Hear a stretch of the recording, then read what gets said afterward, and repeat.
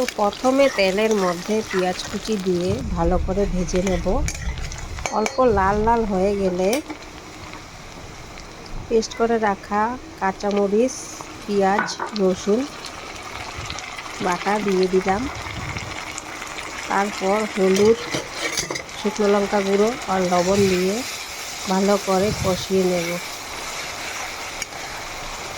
যতক্ষণ না পর্যন্ত মশলা থেকে তেল বেরিয়ে আসে, ততক্ষণ কষাতে হবে।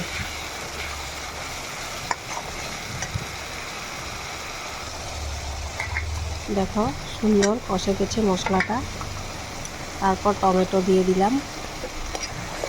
টমেটো দিয়ে অল্প নাড়াচাড়া করে এদিকে মাছ, লবণ, হলুদ গুঁড়ো মেখে রেখেছিলাম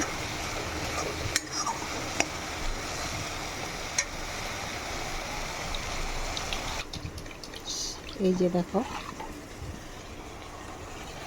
এই মাছটা ঢেলে দেব।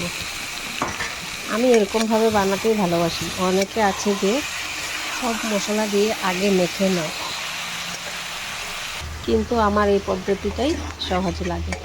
দেখো তো, অল্প নাড়াচাড়া করে সামান্য পরিমাণে জল দিয়ে ঢেকে দেব।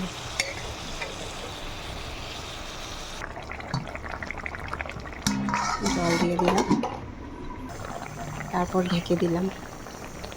দেখো তো, এবার ধনেপাতা দিয়ে দিলাম।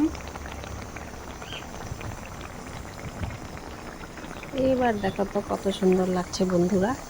রেডি টু ইট। কমেন্টে জানিও কেমন হয়েছে ভিডিওটা।